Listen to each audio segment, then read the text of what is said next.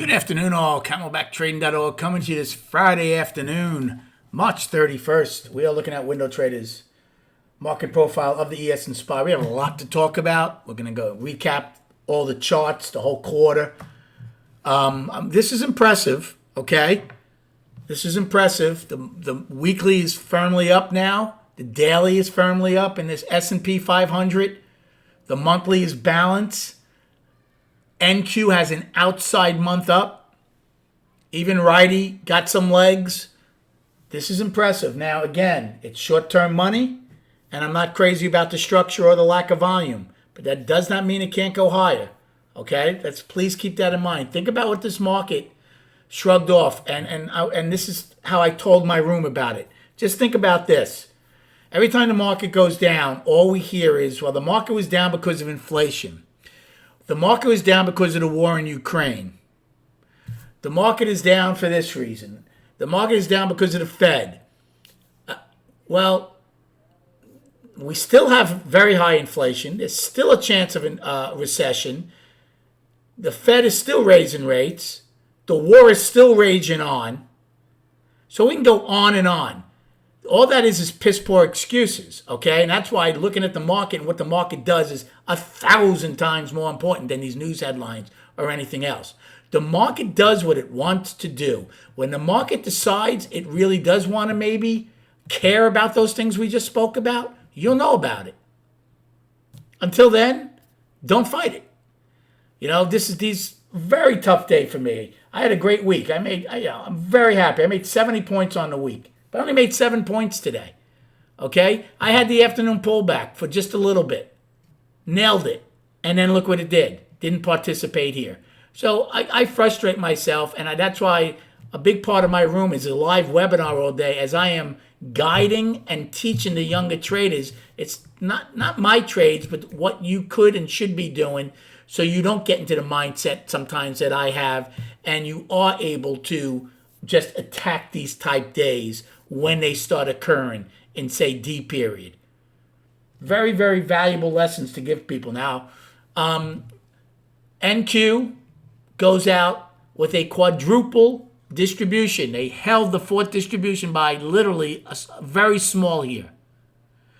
They have an afternoon pullback, a price probe, but they don't have a gap today. But they have 2 gaps from the prior 2 days. Russell goes out.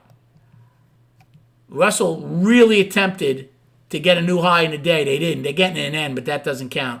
They really have nothing from today except an 8-wide POC and a pullback in K. They never held the gap. ES and SPY. ES held its gap by 3 ticks. Yesterday they filled it by a tick, so they have 2 gaps still. SPY has 3 gaps that held. And we go out with a triple distribution day and a price probe and a pullback and I. So our triple distribution is M's range is the upper distribution. The middle distribution is F's high to E's low. And the lower distribution is B's high to the day's low. Now, I'm not going to hit OK on this because if I do, I'm going to lose the profile. So I apologize for you having to look at it like this. As far as my trading went, again, we saw the day well. I actually took a short against the overnight high, made very small on it because it wasn't getting much. But I did do okay on it. Then in B period, I took a long one. We pulled back because I thought buyers were in control. C and D were very frustrating for me. The reason being is I had a bid in C period. Trying to think where it was. 02, never got it. And then in D period, I had a bid in right where we filled single prints. Didn't happen. So very frustrated, and I didn't want to start chasing. So even though I have trouble on grind days, I did attempt to long C and D. Didn't get them, didn't want to chase them. Obviously, I should have. H and I did long. I took about 4 lots, but again, I only got about 5 points out of them. That was my biggest trade of the day. And then, obviously, we exploded with the 3 Stooges, right? Well, not Curly, but Larry and Moe with the end of the quarter. We end up over 7% for the month. NASDAQ's up almost 17%. Let's go over our destinations, and then we'll go to the charts. So for SPY on the upside, we have 409.70, and this is a monthly high now. Then we have 412.91 daily high, 414.06 daily high, 415.05 weekly high. I beg of you to write these all down, because especially these downside ones. I won't give them again on Monday. Downside, there are a lot from today. Price probe, L's high, 409.09. First set of single prints, 408.03 to 407.71. Afternoon pullback in high of 406.68. That's a textbook one. Single prints, 406.64 to 31. Single prints, 406.03 to 405.99. Today's low, 404.55, and filling the gap at 404.35, 20 cents. NES, downside, price probe, 35.50. Single prints, 24.50 to 21.75.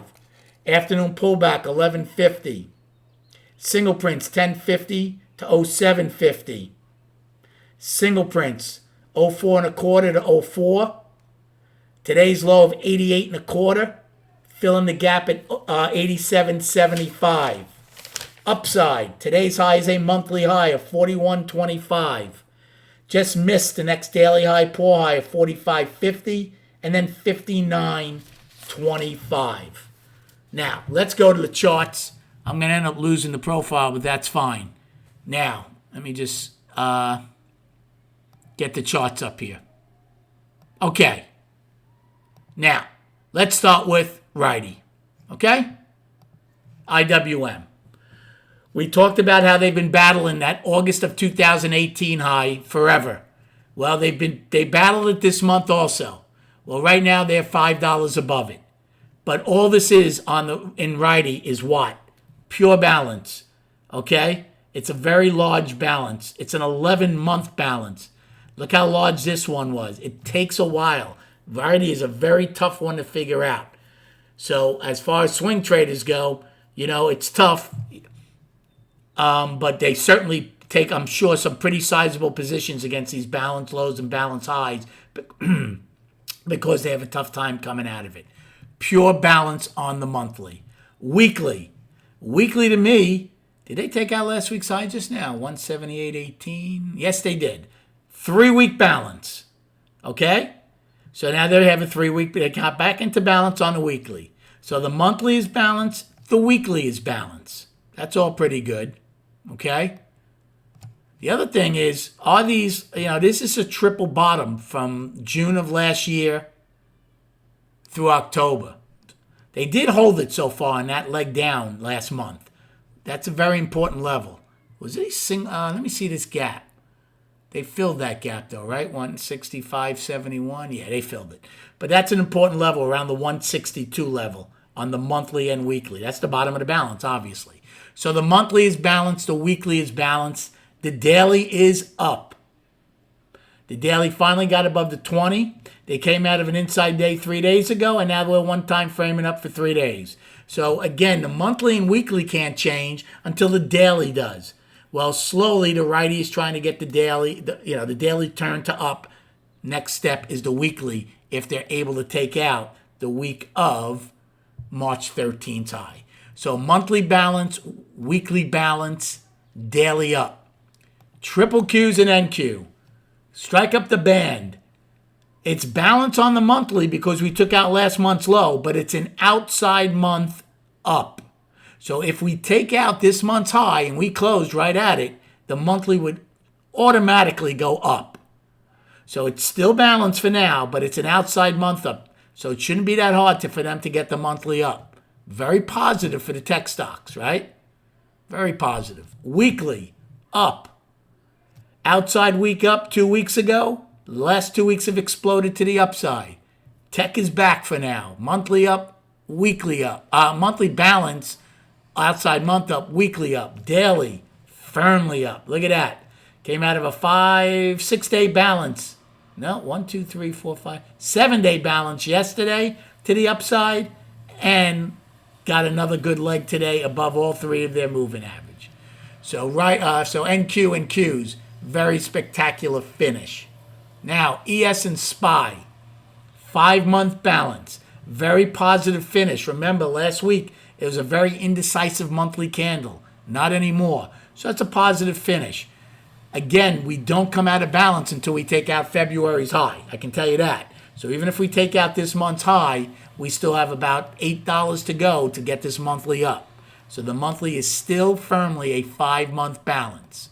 Weekly, up. Took a while, but this weekly now, boom, exploding. What else did we do? We stopped the succession of lower highs, right? With this one, taking these 2 weekly highs out.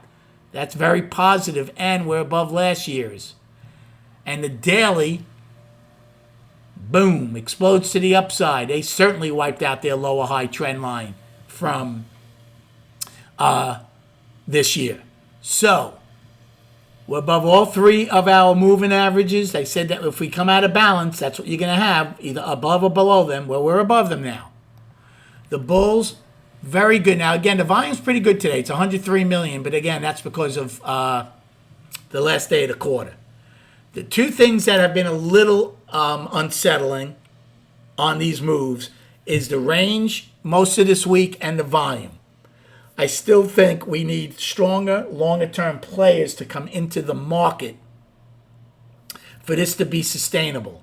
That does not mean we can't go and test that 418 high. That's our next big target. But it would certainly be better if we came into balance first on the daily, shook out some weak longs, and then came out of a new balance with some really good volume.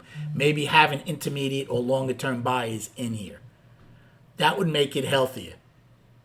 But for now, bulls have to be thrilled with themselves. I hope these breakdowns really help. Can't tell you how much I appreciate the likes and subscribing to this YouTube channel. Come join us at camelbacktrading.org. Like I said, for $30 a month, it is a live webinar, and I really, really love helping people, and I do that in my trading room. Enjoy your weekend, rest up, and we'll speak prior to the opening on Monday.